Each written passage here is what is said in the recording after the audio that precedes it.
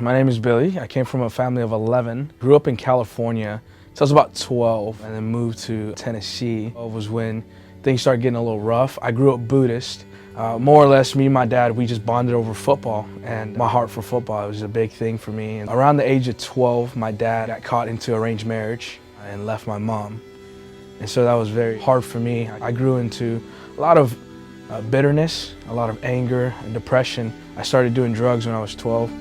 Around the age of 14, I started drinking really hard liquor, and it was just for me to ease the pain, for me to not remember what I've been through. I also joined a gang, and I fought a lot, so it was just part of me to push out that anger without bottling it inside. There was an inner city ministry that was coming by.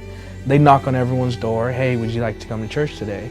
And for me, I was like, no, the kids can go, they can have fun. Since I was protective, my mom was like, "Hey, Billy, why don't you go and watch over them?" And I can remember the bus driver looked at me and he said, "Hey, you have potential." And I was like, okay, I don't know what that means, but we'll keep going. The bus lady, she was like, "Hey, you have potential." I was like, okay, cool. We're just gonna keep moving. And once I got into the church, the children's pastor, his name was Cody Gallivan, he walked up to me, he said, "Hey, you seem like you have a lot of potential. I would love to disciple you." I was like, okay, all right. Not sure what that means. He goes, "We can go to Taco Bell and we can eat." And I was like, oh, okay. Yeah, I'll do that. Can I invite some friends? Because I didn't want to go alone. And he was like, yeah, you can invite friends. And so I did. We started off week 1, and he gave us like homework. And it was like during the summertime, we're like, well, we don't want to do any homework. By the time it got to the 5th week, it was just me. And the 6th week, I was like, man, I want to bail. But man, I just want whatever he's going to give me. On the 6th week, he was like, "Hey, did you know that God is a father to the fatherless?" And I was like, I didn't know that. He just asked me, he said, "Billy, are you ready to fully surrender unto God?" And I was like, yeah. He was like, "Are you sure?" I was like, yeah. He goes, "Okay, think about it." And I was like, I did. He goes, just think about it." And I was like, "No, I'm ready. Like, what are you doing?" And he said, "All right, say this prayer with me." And we prayed. And I gave my life to Christ in Taco Bell. I'm going to follow the Lord. I'm going to quit fighting. And immediately it stopped. The sense of it, the taste of it, just makes me sick now. And it's something that I knew the Lord was protecting me from. A lot of people from the church, they were like, "Yeah, you're a miracle." Like, a lot of people can't quit those things. You don't just quit. You have to go through rehab to quit. He gave me the opportunity to build a deeper relationship with my mom, my siblings. When my nephew overdosed at 8 months, I know my brother was going through a hard time, but he gave me a call and he said, "Hey, you don't know this, but as my younger brother, I really look up to you.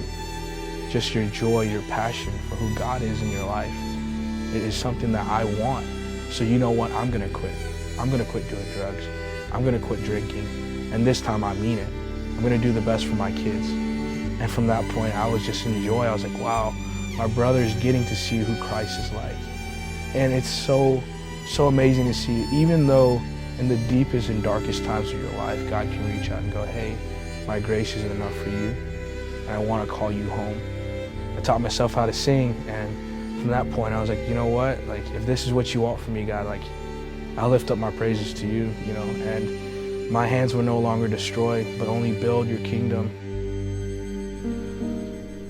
So one of the hardest years, just with family,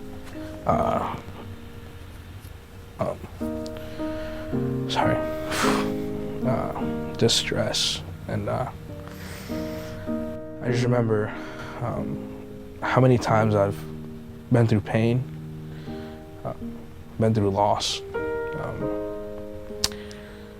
But God was able to hold me and to go, "Hey, it's not over yet. You are good enough and you're not done." And from that point I knew, hey, I gotta keep on going because God's got me.